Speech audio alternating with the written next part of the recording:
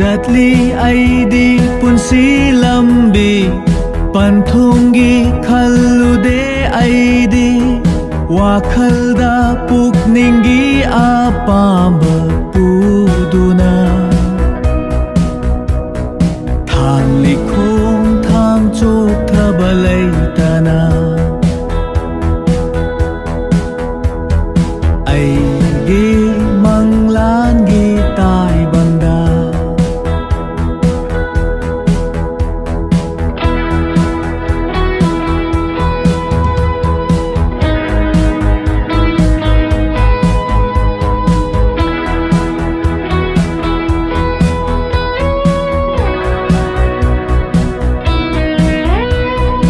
Awanungai na punsini